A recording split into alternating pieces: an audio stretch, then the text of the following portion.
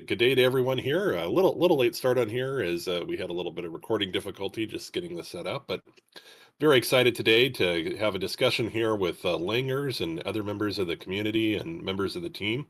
If you haven't been paying attention to the Discord, there was quite a lot of discussion today regarding, I guess, the efforts to increase the growth of probably rETH. And it focused quite heavily on business development or BD and marketing.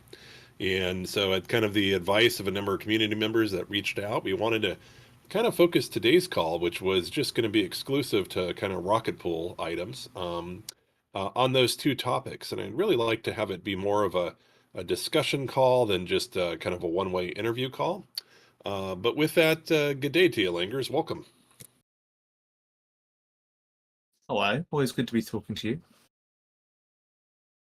Yeah, perfect. Maybe to just get us going here. I know you had a chance to kind of maybe skim through trading, get kind of a sense of the community, the growing concerns, and kind of the overall ecosystem. There was quite a lot of discussion today about other other foundations forming in Ethereum to help promote and market and do business development on Ethereum, the protocol as a whole.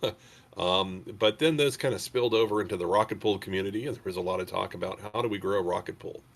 I thought maybe we could just start off if you share a little bit about the efforts that the team has been doing in either business development or marketing, just as a kickoff here. Yeah, sure. Before I do that, I mean, I just want to acknowledge the frustration. We obviously want Rocket Pool to succeed as well. And although we think kind of like the fundamentals in the future look really strong, the growth doesn't necessarily reflect that. And there are certain things that are within our control, and there are certain things without our control, and we can probably get into it as we go through. But yeah, I just wanted to acknowledge the frustration. It's definitely something that we're kind of feeling, and clearly the community is feeling as well.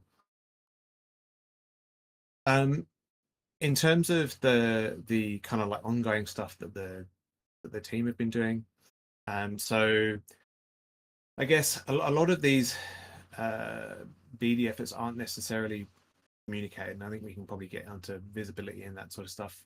But the things that we're particularly doing at the moment that people might not be aware of.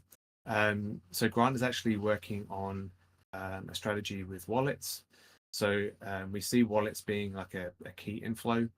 And so we are reaching out to as many wallets as possible and doubling down on the arrangements that we already have and with wallets to kind of leverage those arrangements. So people like Ledger, Trezor, Coinbase Wallet, and then this whole list of other kind of wallets that we're trying to get native staking functionality within the wallets. So that's kind of like the key initiative there for wallets. Also working with some large ecosystem players, and I said like a lot of these we've had to kind of like keep reasonably on the down low. I can go into again why visibility isn't that's not necessarily as high on these things, but yeah, we're working with Consensus, who are staking most of their ETH, but they are looking at seeing whether they want more liquid staking exposure. People like Aave, a key one for the next few weeks will be Arbitrum. So that's a key one that Grant's working on at the moment. Arbitrum have about 75,000 ETH that they want to stake, they want to use within their ecosystem, and so we want to try and get a large chunk of that to be staked with Rocket Pool. So Grant's working on that at the moment. We're working with some kind of institutionals / enterprises. Some of you may have seen BTCS join as a node operator. They will be staking a lot more of their ETH through Rocket Pool. They love Rocket Pool. They are very happy with the support they've had, and obviously earning the extra yield and all of that sort of stuff.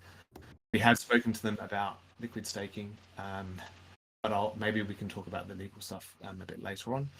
But they're kind of an interesting kind of like partnership that's there. We have been talking to Fidelity in the past, and they were more interested to come on at the like node operator side of things, but we're trying to. But it was around Saturn, and so things kind of shifted, and so they come on as a node operator, but we are kind of re-engaging with them around liquid staking. And then kind of in the very early stages, we're also talking to Sony as well. What that looks like in terms of whether it's rETH, whether rETH will be on the Sony L2 and all of that sort of thing. So they're kind of like the institutional enterprises. We're kind of talking to exchanges. That's limited at the moment, mainly to kind of OKX. I think Valdorf's working with OKX as well.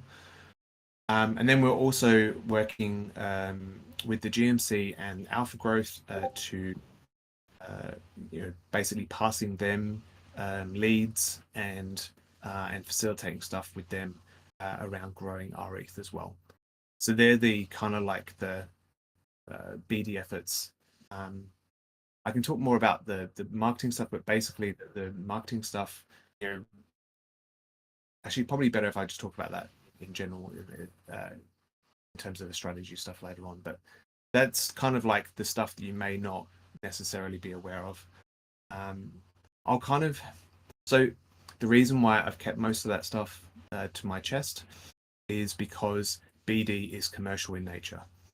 In some cases, there are NDAs and we cannot tell people, right? So then even when there isn't an NDA, anyone who's ever worked in BD knows that getting deals through a pipeline takes a very long time, and prospects are just that. For each prospect, there is a likelihood of it landing. It may take a long time for both parties to be ready for the deal to actually happen. No business announces their prospects for that reason, and also it kind of like we don't want to jeopardize the prospect by announcing it too early either. But we can do better in terms of amplifying when we do land something, or giving people a little bit more clarity on that stuff. Yeah, that's a kind of a really good introduction, and I encourage anyone that's on the call, if you have questions, just unmute on there. And I guess I guess that's I'll just start with one question I have myself, which is so like as we're realizing now, the constraint on Rocket Pool is really kind of the rETH growth, right? And that's all dependent upon this business development and marketing. Have you or the team given any thoughts about expanding the BD team? Like, I think in our dev team, we've got now multiple devs, but, in BD, we've just really got one person in BD, that's Grant, and then one person in, or half person in marketing, that's kind of Mav, right? Has the team ever considered about what the demands on the team are in terms of the new world with what we need in BD development? So I'll take a very slight tangent and then I'll talk about kind of like capacity. But I guess what's mildly frustrating is that in relatively good times, we're told that we need to decentralize and the community need more autonomy. And the governance structure that's in place and the GMC provide a fantastic framework to support all of that. But in not so good times, it's all the team's fault, which is mildly frustrating. Rocket Pool is not a company. It is a community. We can only win together. So it's not just the team doing everything. And I'll kind of go through that when I talk about capacity as well. I think we've kind of got a good balance between giving the community autonomy and also supporting it as well, from like the core team's perspective. So from a marketing perspective, well, actually from a marketing and BD perspective, I'm pretty confident in the capacity strategies that we have in place. But I do think there's potentially some refinement, and I'm happy to hear kind of like the community's thoughts on where we can take it and what improvements that we can make. From a marketing perspective, we have Mav, who's full-time on the team, and then we have a whole bunch of community advocates within the DAO who do a fantastic job of promoting Ripple and the ecosystem. So since having the Twitter account back, Mav has significantly increased our posting rate and has been working through like a content schedule. We've worked with Sleety to make the posts more visual and increase engagement. We are somewhat kind of hamstrung on what we can say on the official Twitter account, but we are trying to be less conservative on that point, so that we can get more of that information out there and be slightly more aggressive. But it is quite difficult with the local kind of regulatory stuff. But also, I can't understate how important community advocates such as Jasper and Wack are. The best kind of marketing is organic, authentic marketing, word of mouth, and that's exactly what they do really, really well. Community advocates are an essential element of the marketing strategy in general. I guess one area where we could improve is kind of like campaign development and writing specific waves of attention. Although you have to be a little bit careful about which waves you choose to ride. But that's definitely something that we could do better, and I'm hoping the community can help out in that realm as well. I might open that up and then maybe I can talk about BDN if you want. Yeah, let me just check in here, see if anybody has questions they want to come in at this point. I'm sure there's a lot. You can either type them in chat or, just unmute and come in and speak on voice if you like.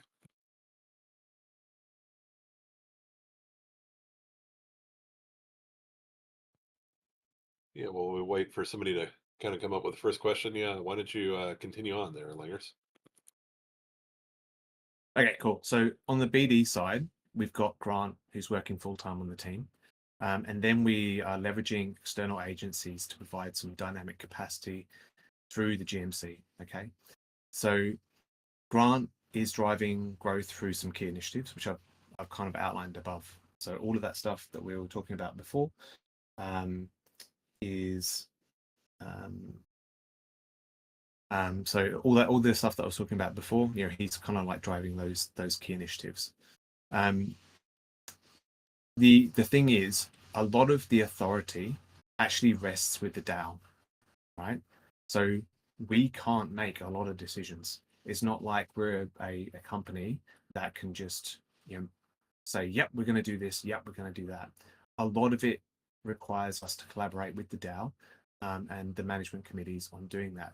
A lot of that responsibility or authority, I should say, has been devolved to the management committees, which is how everyone wanted Rocket Pool to work, and that's how Rocket Pool works. Okay, so a lot of his job is actually being a focal point and then directing people to the appropriate people within the DAO.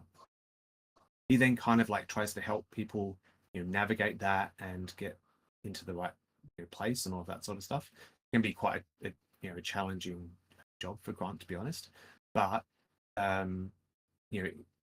it's important that we have that structure and that things are done that kind of way.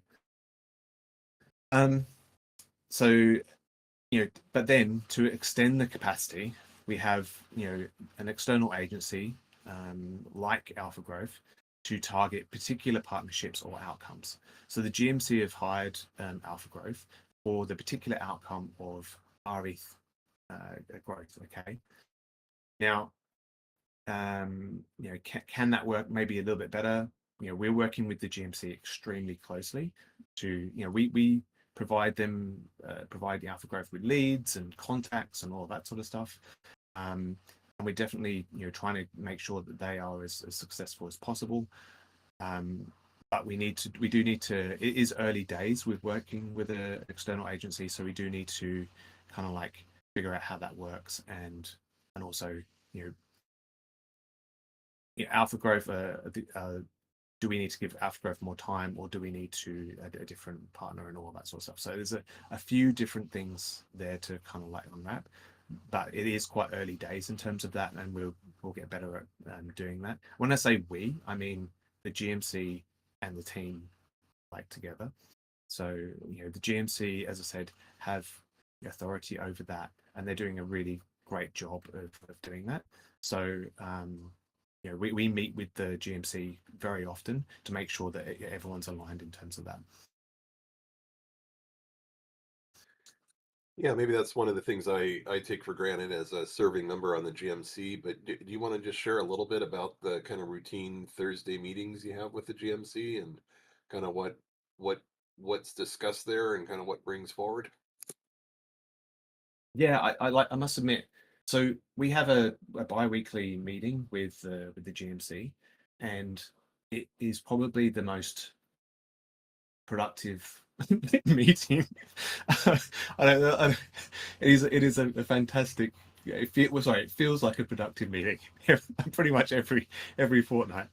Uh, it feels good to kind of like align with the community, make sure that we're doing the right thing. Like they don't hold back, obviously, and we don't. and and so every second week we get a good kind of alignment with them, make sure that we're supporting them, they're supporting us, and that sort of thing. So I it's a really good setup, and yeah, very positive about that kind of working arrangement.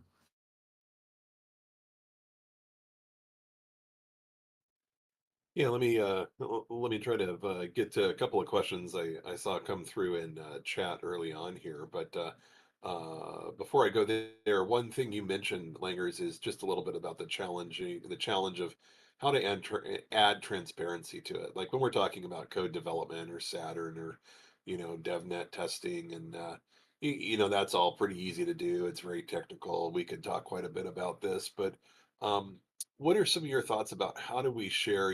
I got a sense from reading through trading today that a lot of this stuff, was maybe bent up frustration and people wondering, okay, can the devs do anything, on this marketing and business development? And, any marketing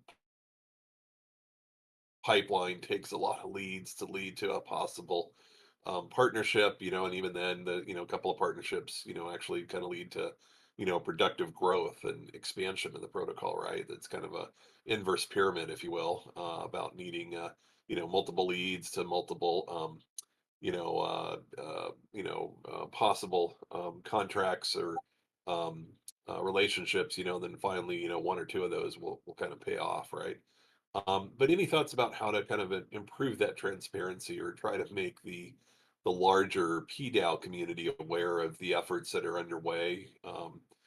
Recognizing that some of these have to be, they're not public. They're just, inquiries that the protocols are asking to kind of keep confidential until they further develop. Yeah, it is a tough one because some of them are commercial in nature. Um, some are a bit easier to open up, but a lot of them, as I said, they're the two main reasons. First of all, either they are very, very early, and so you don't necessarily want to put out your prospects because there's a likelihood, you know, basically any pipeline, those very, very early ones have a high likelihood of failure. Um, but you you don't necessarily want to do it too early, but then at the same time you do want to give some sort of transparency. So it is difficult. I mean, we can try best to do as many of those as possible through like the bi-weekly. Um, we already do marketing. Like marketing is already included in the bi-weekly. There's loads of stuff on there. I mean, we could tailor it a little bit more to campaigns or something like that. I don't know. I'm not quite sure. But a lot of the marketing stuff is already in the bi-weekly. The BD stuff, as I said, is hard. But we might be able to do kind of like the like broad initiatives without going into, but then it's not as much. Yeah, then it's not as much as not as useful. It is tricky. I don't know. I think probably better is, amplifying when we do land something. I think that's probably the easiest. Um, making the most of it, but that sharing it early is quite hard. We'll do our best, but it is, yeah, it is hard.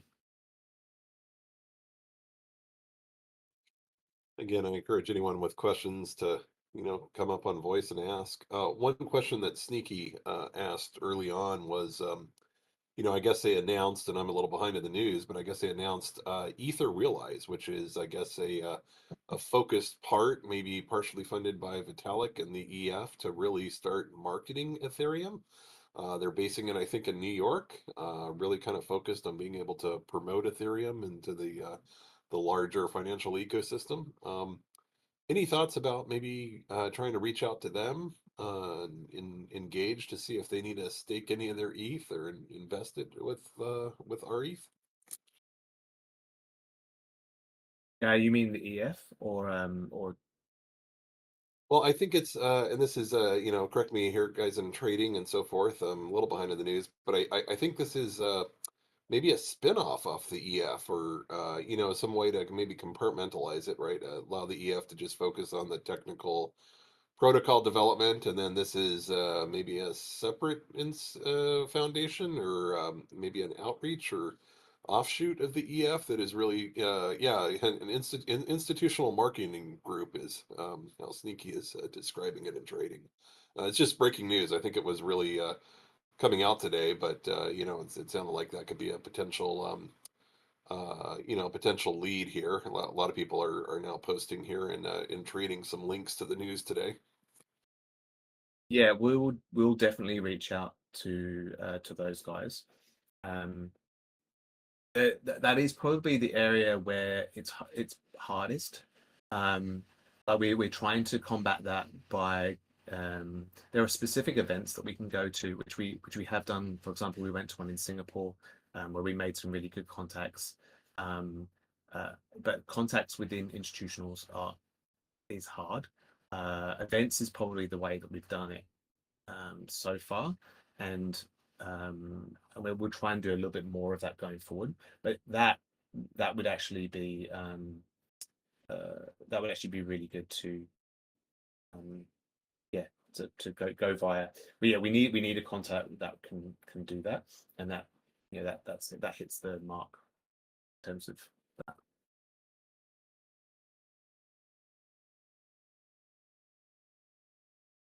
Yeah, it is kind of a whole different kind of ecosystem where we have to rely on, contacts, and it's different than kind of the technical challenges we've had in the past. You mentioned a little bit about Alpha Growth. This has been an outside kind of, I guess, marketing and business development agency. They applied for, and the GMC granted a kind of a trial grant, and it has been interesting. I haven't had a chance really to discuss a lot with the other GMC members, but you mentioned that, sometimes these things take a long lead time, right? We might have gone in thinking, oh, let's do a 3-month trial, and something's going to come out of it, and sometimes it may actually take longer than 3 months to actually start generating results. There was a really good thread they put in, I think it was in trading, that just talked a little bit about the pipeline and kind of the challenges that they're facing. Um, It's I on don't the know. DAO forum, I think. Yeah, the Dow forum too. Yeah. Any thoughts on that from the team? Have you guys had a chance to digest any of that? Yeah, I've read through it very kind of like briefly. I think it's good. I think it's good to get that out there, particularly from their point of view, if they're facing kind of like challenges to get those aired, and see if there's things that we can do to address some of those things. Some of those things may not be addressable, or there may not be appetite to address them. But at the same time, some of them might be. So I think it's good to air those challenges so that the kind of whole community can kind of figure out which ones that we can address and which ones we can't.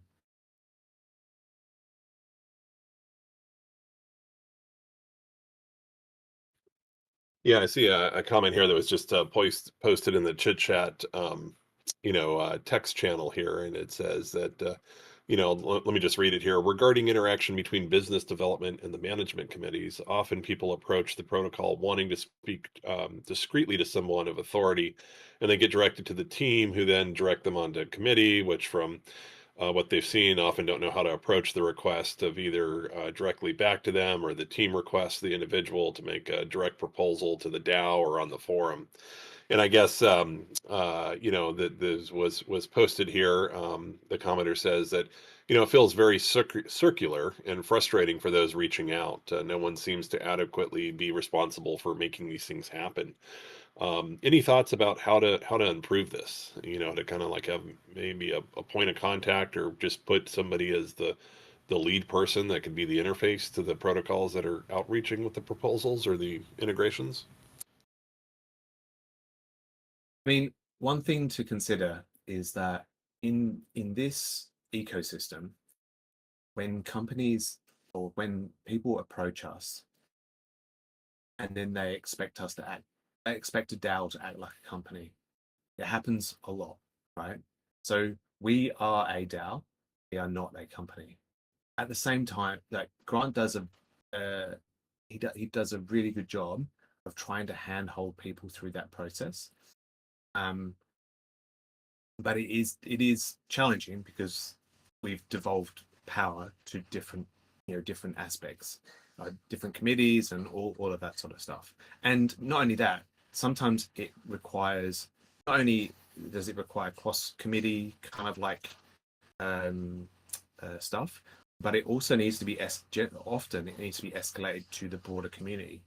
So even the management committees themselves have a kind of like a small charter. They have a charter. They have something that they are responsible for, but it is contained within that charter. So they might have one element of it, and then another committee may have another element of it, and then the core team have an element of it. But then there's this whole grey area where there's another part that is basically broad community sentiment. Broad community sentiment is really is kind of half the problem, because um, people come to us wanting authority to say, all right, yeah, we're going to do this, right? But the thing is, authority doesn't rest with the core team, and to a certain degree, authority doesn't rest with the management committees. It rests with the community at large. But obviously, engaging the community at large is very time consuming, and the community at large may not have may just feel meh about what they're offering. Do you know what I mean? So, or they might be really excited. If they're really excited, if the community is really excited, then that shows community will, and then things can happen. But it often what happens is the community are kind of like, yeah, it's take it or leave it, you know. So that is because we have devolved authority, which I think is a good thing. But at times that can be painful. But that's every DAO, right? That's not just us. That's every DAO, and a lot of companies expect the core team to make that call when we can't, because we don't have authority. We have to work with the DAO and the community to gain that authority, and to know that is what the direction that we want to take. To be honest, I think in some cases, if the value is strong, then it's obvious from the community and from everyone involved that we should be pushing in that direction. Often the value isn't overly strong, but it could be good, but it might not be overly strong, and so that tends to fall flat because you have to engage a lot of people to do it. So that is a byproduct of being a DAO. Now, whether we can make that better, that may well be something that we can make better. Maybe there's an executive committee I think that would be quite dangerous. But are there changes to the DAO that we can make to facilitate, broader authority, or gaining sentiment analysis much quicker, or doing those sorts of things? Yeah, maybe, and that's where the community can kind of like help in that. How should we do that? Yeah, I see Dr. Doofus here might have a mic and wanted to kind of comment on this. Yeah. Can you hear me okay? Loud and clear. Okay. So actually, that was a pretty good answer. It may have just served to confuse the community, even though it's accurate. Um, so the GMC and the core team have talked about this kind of stuff, and it this is a really tricky subject. The passing of power from the team to the management committees. Uh, for example, Langer's comment about, an executive board or committee being dangerous. I mean, the management committees are not steering committees. We do not want to be thought of as steering committees. We don't want to act as steering committees. In the past, there was some question to that sort of thing, but that is definitely not within our charter right now. Um, and I know there's a lot of talk because I do it. There's a lot of very vague talk that we're hoping we can clear up, especially with the change in the SEC and some of the rule changes in the US changing. But that the GMC has been doing a lot of looking into this type of stuff. And one of the issues is that we have been advised to be careful about what we say to the community and how we say things. And so it can be very frustrating that, yes, there's a circular passing of power. The team can only do certain things, but then the management committees can only do certain things. And, going to the full DAO is slow. And that is how this process works. Um, I guess the only hope is that now that in the US, things seem to maybe be a little less hostile to the crypto space, that we can maybe be more free in starting to bring some things out into the open, some things that the community is going to need to seriously consider, um, some challenges that have been hidden and that we don't feel we've been free to talk about for, safety reasons. Like, people know we have lost many members from the committees. If people don't know that, we have. And people have been scared to do certain things. And, we hope now that maybe we can start bringing some solutions out to the public so that we don't have our hands tied behind our backs on some of this marketing, helping with business development, um, and so on. And hopefully in the next weeks we can start to clear some of this stuff up. I hope I didn't make it even more confusing. Um, well, I'm trying to be vague but specific at the same time. All right, that's it. Dr. Doofus, mind if I ask you kind of a follow-along question here, which is, one of the things I know that the GMC has been working on is this STAR initiative to help kind of the community be able to be ambassadors and outreach to institutions or DAOs about minting rETH and growing the rETH token. Anything you can kind of share on that? I know that that was a lot your kind of vision and initiative, but anything you can kind of share about how that might integrate with some of this business development leads? I think that what we're trying to do, it's a little tricky position for me because I did apply for the position of overseer. Um, and that doesn't mean I'm going to get it. And I know if the GMC is in a tricky position whether they should choose me as one of its members to oversee it. So they're working on that.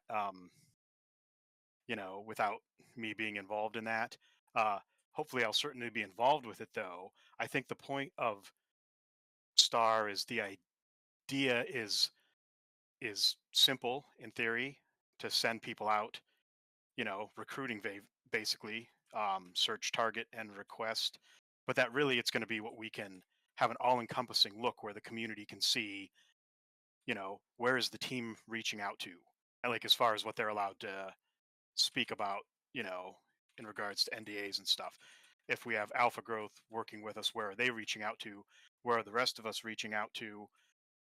Including in that are things like, there's some talk of, there's this Arbitrum application that Langer's talked about that Grant is applying for. Uh, that they have some ETH. Arbitrum has some ETH that they want to put somewhere, and this could be potentially one of the first, what rETH buys or mints that happens under the Star banner. So it's going to be kind of encompassing all of our outreach in a coordinated way, so everyone can hopefully see where we are, where we're reaching out. Uh, and the bigger part is the plan here, unlike the previous initiative, which was a couple years ago, uh, is is to provide people with the, what I've been calling boilerplate, that they can go out and present to these forums, other DAOs, treasuries, so that we all kind of have clear, what is it we're trying to, how are we trying to market our ETH to other people, and just have a cleaner operation than what we had last time around, where there was some chaos. There was multiple people going into different DAOs and asking treasuries for money. There was sometimes we had our arguments wrong, which Nashua was telling us at the time. But we would go in and make some wrong arguments about. So it's cleaning that up and giving us one place to, so that everyone can follow along with it. Did I answer your question, by the way, or did I ramble?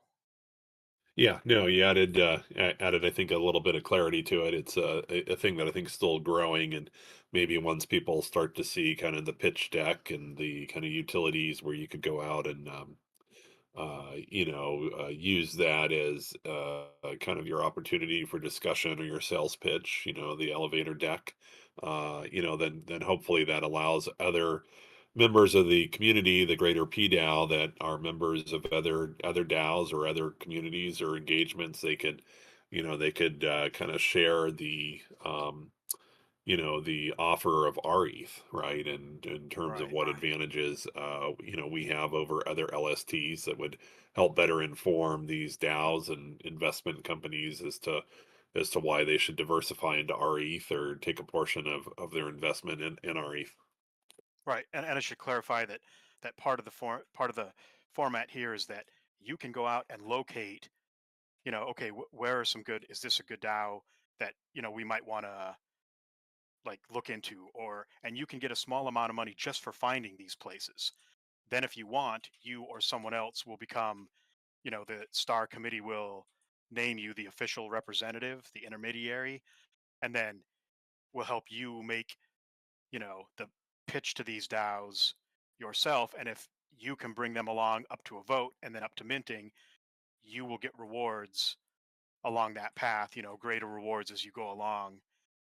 Um, so that way we have one person engaging, or a team, however we pick the intermediary, but one reaching out to each of these places, earning their rewards along the way.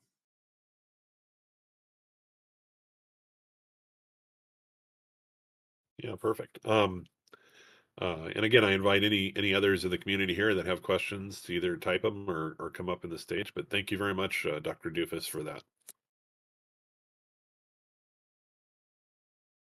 Langers, I wonder if I turn back to you just for a second. We've been talking a lot about business development, and you said early on that you also wanted to share just a little bit about some of the marketing strategies, and kind of invite you to maybe explore that a little bit with us, or tell us, at least from your point of view, the differences between business development and marketing, and how they're different and how they're interconnected. I think most of it I kind of covered with the capacity chat. So we've been doing a lot more on Twitter with kind of like a content schedule that Mav's been putting out. As I said, we've kind of like tried to increase engagement on the individual posts. We've been working kind of with Jasper and WAC on kind of different on amplifying some of the messages that they've got. Working with we've got some strong contacts with ecosystem players that we've been essentially getting kind of like, we've been co-marketing them for a long time, so we're kind of like calling that back in. And so we've been working with those guys to amplify our messages when they go out via those channels. Yeah, I mean, as I said, we could probably improve in terms of the campaign development area and kind of like specific attention waves. But yeah, that's kind of like the stuff that I was talking about marketing. Yeah, interesting. And I suppose one of the things is you ever see, or I guess it'd be kind of interesting to see, like, if we ever thought about like a general marketing campaign where we pay for ad space either in crypto native news sources or on websites like Etherscan, or I know for a while we ran some ads on Beacon Chain. If there's initiatives like that, I mean, how do you see that going forward? Is that something where Mav would apply to the GMC for funding from the DAO to fund these just broad brush marketing campaigns? Or Yeah, I mean, we're definitely open to suggestions. Anything you guys think is really good. I mean, community members could apply for them themselves, but yes, we can. Might be able to facilitate that, because ultimately we're probably the beneficiaries of the money. So yeah, I think we're definitely open to any of those suggestions. We have spoken to like Bankless about covering Saturn more deeply. I think they covered it very briefly. I think they got a couple of aspects wrong. But we really wanted to kind of cover that more deeply. We're still kind of trying to work with them to do that. We've also spoken to the Defiant about doing like campaign coverage more closer to the Saturn launch, but we may be able to do something sooner. We just need to have a particular campaign that we and messages that we want to put out, and then that they have essentially a campaign sort of you pay them, but they kind of like support the campaign through the channels and all that sort of stuff. The Defiant generally are actually quite good at picking things up organically, but doing that might be a good thing as well. But as I said, we're open to suggestions in terms of all of that as well. I know we've covered quite a bit here, and again, I still encourage folks to just come on and ask questions. But anything you can think of, Langers, that after you've had a chance to kind of read through trading and some of the sentiment here, any other thoughts that you feel it's important for the community to kind of know about the efforts in BD or marketing? Yeah, I mean, probably one aspect is kind of like the legal and regulatory stuff. So yeah, liquid staking is hampered in some sectors by the current market or regulatory uncertainty. We know this explicitly because partners have told us so. In some cases, they can't go near liquid staking until this kind of uncertainty is cleared up.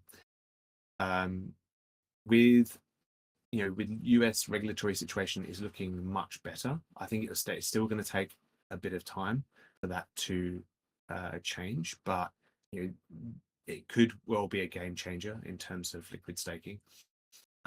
With kind of like Hester Pierce mentioning staking ETFs and that sort of stuff, that that may well become something that we can ride and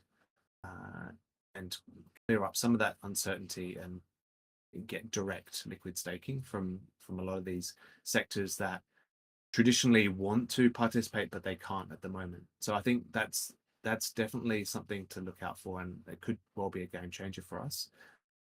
In terms of stuff that the team doing around this thing as well, so we've kind of kept in contact with a lot of lobbying groups, particularly in the US. It's been hard because there's been not much to lobby.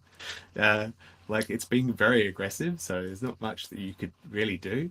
Now that things are looking a lot better, there may be some more opportunities to lobby effectively and actually get good policy in place.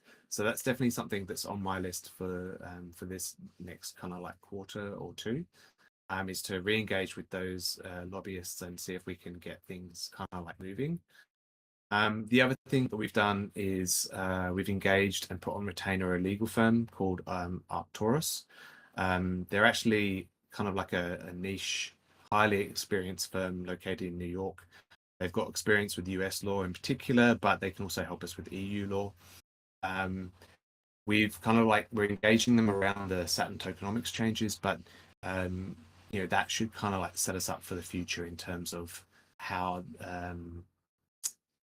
how the rETH token in particular can be viewed, and liquid staking can be viewed both. Just to highlight their experience, the lawyer that we're actually working with has been like chief legal officer for Polygon and Aave, for example. So these are pretty pretty experienced lawyers that can kind of like help us navigate the kind of like new era and hopefully get us in a really good position. Yeah, let me. What was it? What was the name of the firm again? Arcturus. Okay, and maybe let me just explore this a little bit more, because I know one of the designs, and I think this was supposed to happen in Saturn too. Okay, you'll have to correct me if I'm wrong here. Which was, how do we return value to the RPL token, right? Since we've removed it as a required token as part of node operator operating, right? It's no longer used as a insurance bonding. But the idea was to somehow provide, in a yet unknown way, return of ETH profits, or some kind of ETH staking rewards to individuals that somehow either hold or stake the RPL token. I think I'm summarizing that fairly. And is that what they're kind of hired to do, is to advise us what we can and can't do in the new regulatory environment? Is that correct? Yes, yes, essentially, and that's kind of where that's going. I think we'll have to kind of like see how it affects rETH as well. We might be able to get them to help a little bit on the rETH side of things as well. But yes, that's basically kind of what they're engaged to do. Oh, fascinating, fascinating. Breaking news here then. And I guess another question for you is, kind of thinking about this and some of the topics here. Um, two questions, I guess. First question is, what do you, or what does the team need from the community to kind of help improve these business development opportunities and marketing? Is there stuff that you would like to call upon the PDAO to do, or the management committees of the PDAO to do? I mean, the thing that makes Rocket Pool so special uh, and powerful is the fact that we can get this grassroots and stuff. And so basically, what we're talking about is kind of like ideas in terms of marketing as I said, campaign development around outreach. So the STAR program, you definitely get involved in the STAR program if you're interested in that side of things as well. So that's basically the BD side, and the kind of like outreach side of things. So yeah, they're kind of areas where we can definitely do, become an advocate, similar to Jasper and WAC. You know, they're kind of the ways in which the community can help out.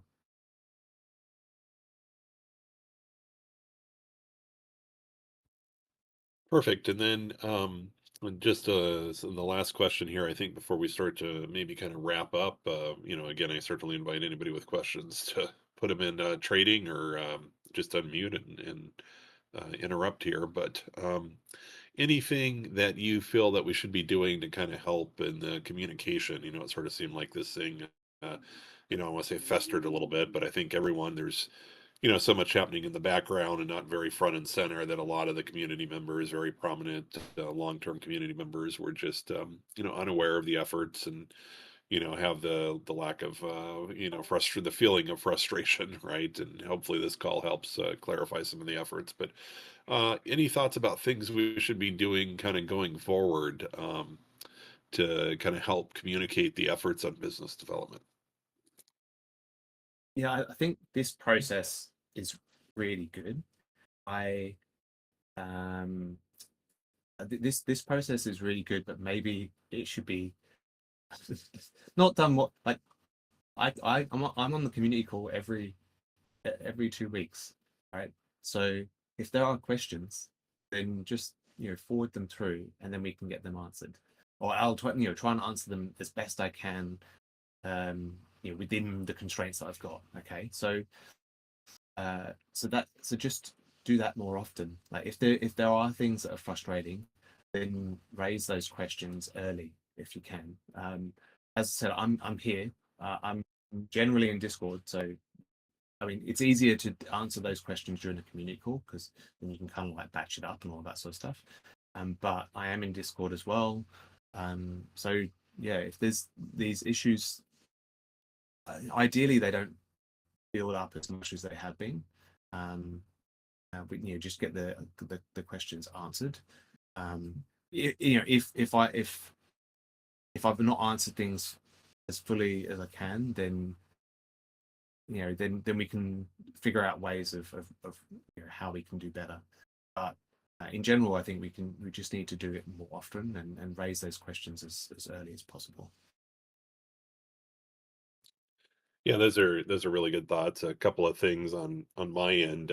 My grant for hosting the community calls here is up for renewal, and there was some feedback by the other members of the GMC, and a couple of those that seem to be very favorable among people that are chatting about it is maybe we separate the community calls where we have an invited special guest, and just kind of do a community call just with them to focus on their protocol and kind of the integration side, and but then resume a lot of, just like today's call, just internal Rocket Pool or community calls, community discussions focused entirely just on the challenges in Rocket Pool, right? Like we are here, and I think that's an excellent idea. And since we all kind of recognize we're going to be rETH limited in the future here, that the changes to the tech stack really have improved the efficiency of node operating in terms of financial capital, that really we're just going to be rETH limited from here forward. And maybe we keep business development and we keep marketing as one of the key things we talk about on the Rocket Pool focus calls. And maybe it'd even be great to have Grant come on board and share some of the efforts that he's doing, like very similar to what he does with the GMC, but with the community as a whole here.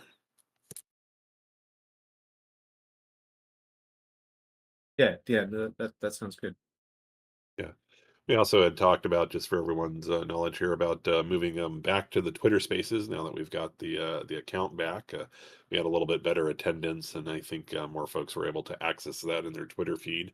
And there was a lot of chatter today about trying to find, and maybe we can set up some more routine calls that are more European friendly, because I do realize this is the 2 o'clock, 3 o'clock in the morning for them.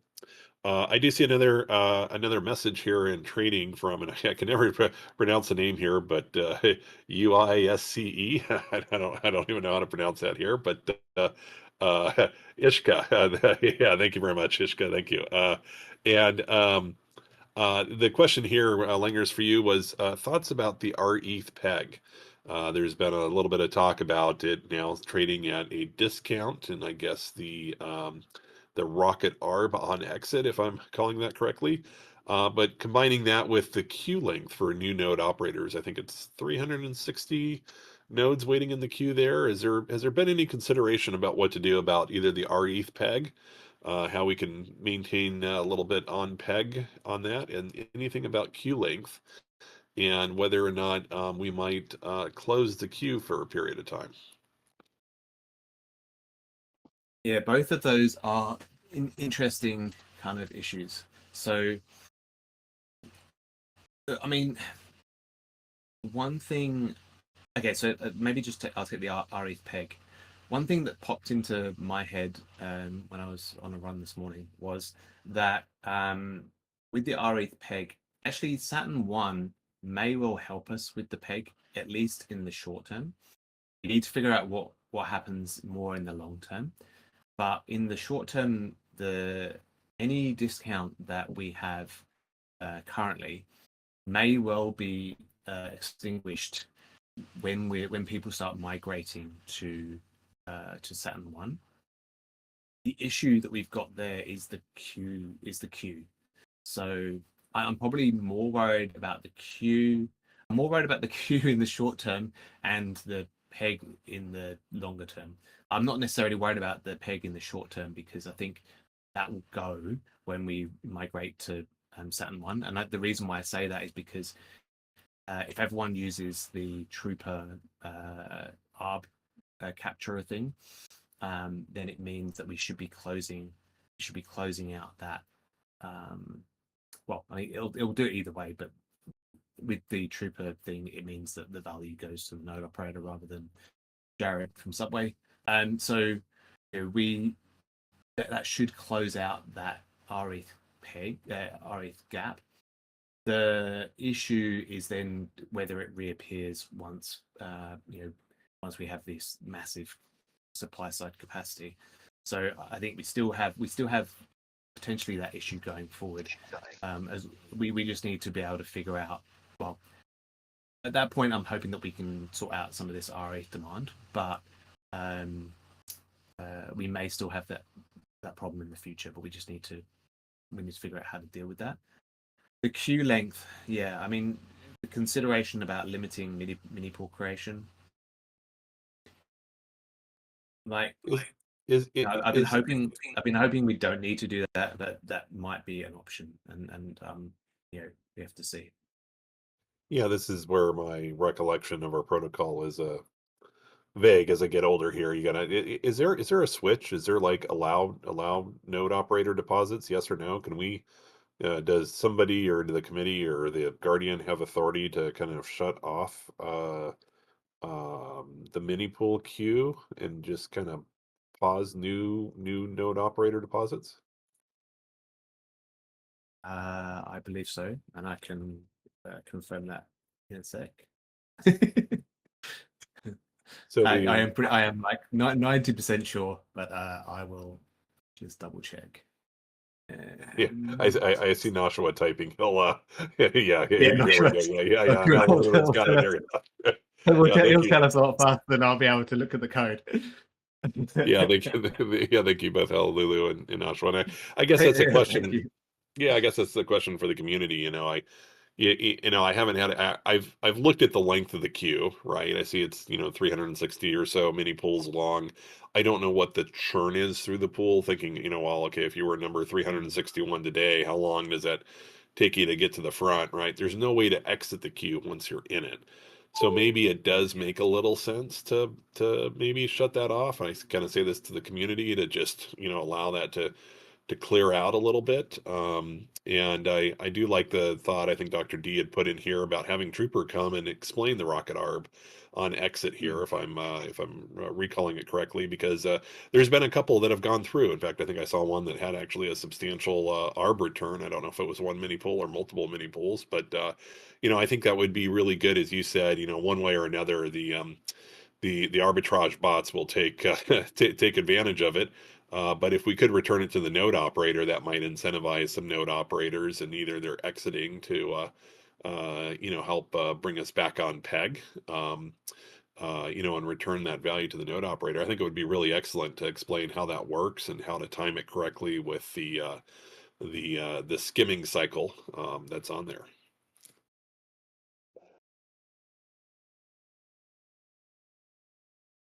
Yeah, and I think in terms of disabling node deposits, we'd support that. I guess I need to talk with the team about it. We need to actually think it through. We'd probably support it, but needs to kind of be, I guess, raised by the community, and then we can. I mean, we could raise it if that's something that the community really want, but I think it's probably better that it comes from the community, and then we support it as we and discuss that in the usual process of things. Yeah, I kind of throw that out there to the community. Short of just reading the thought here by Dr. D about it, and just thinking, hey, it sucks. Been there before. It sucks to be the last person in the queue, and as the line gets longer behind you, right? You don't want people frustrated as they're in the queue and it's not moving anywhere. So maybe I throw that back at the community to kind of discuss those items and see what they think about whether that makes sense for the protocol to pause the node operator deposits until the queue clears a little bit. I think roughly, I mean, I'm not sure whether this is the right way of looking at it, but in the events channel, actually with the mini pool queue, the ones at the head of the queue at the moment have been there for 4 weeks. So so that seems to be the churn period. Obviously it goes up and down, so you can't really necessarily say it's exactly something, but that it's about 4 weeks at the moment. Yeah, I mean, maybe we should have a limit on the other issue that I've been kind of like thinking about is when we do the migration to Saturn, we'll be having to process this queue first before going at the moment before going into Saturn. So people will still be able to create megapools, but the megapool queue won't get necessarily fed until this queue is done. So that does also kind of lend itself to trying to keep that as small as possible. But yeah, that's something to discuss with the community as well. Yeah, and it's hearing that it's only 4 weeks of waiting time through the queue. That's I don't know. I think I've waited that long once before in the queue, so that doesn't seem too long of a wait. I'm sure if you're in the queue, it seems like an eternity, but overall, that's probably not that large of a non-productive ETH penalty to incur. But yeah, so definitely thoughts for the community as a whole. Any other items here? We've been talking about this for an hour. I guess first let me just lead off and say, Langers, thank you very much for coming on here. I think you only had a couple hours notice of this thing here. A couple of community members alerted me to the kind of active discussions in trading on, kind of the sensitive topics here and the frustration that was kind of building. And it's just really great to have you come on with only a couple. I mean, this was scheduled, but you only had a kind of a heads up for a couple hours to read through it. And thank you for just approaching it so honestly and openly here with the community. It means a lot. Yeah, no, anytime. As I said, I want Rocketable to succeed as much as anybody. And so the more that we talk, the more that we can work through these things, the better. So yeah, happy to anytime.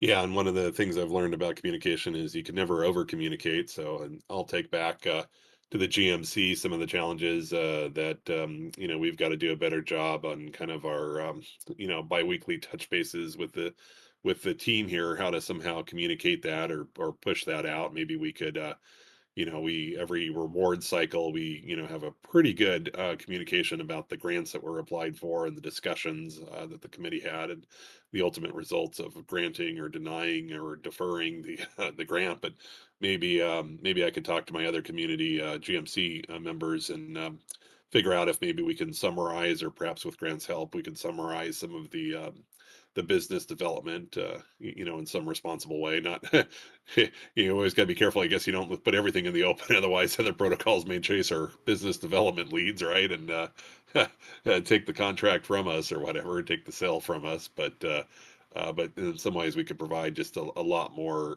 communications with the community as a whole about all the leads that folks are chasing down, and and just the sheer number that it takes, 10 potentials to make one viable lead, and 5 viable leads to make one rETH minting. So it's it takes this huge pipeline effect to actually be productive.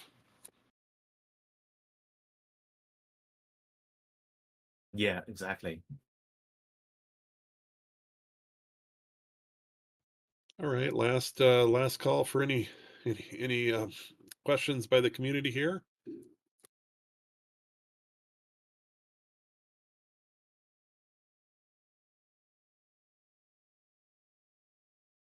All right. Well, it's been a pleasure spending another hour with everyone here in the community, and I'll work with Mav to try to get this one posted as soon as possible. So I know a lot of folks that were in the conversations earlier today in trading on European time zone, and it'd be great if they could wake up and there might be a copy of this already up on YouTube for them to listen through, and they can continue the active discussion and trading throughout tomorrow. But Langers and everyone here, great job chatting to y'all here.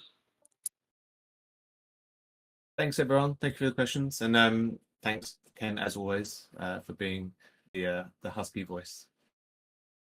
Yeah, my pleasure. I always enjoy it.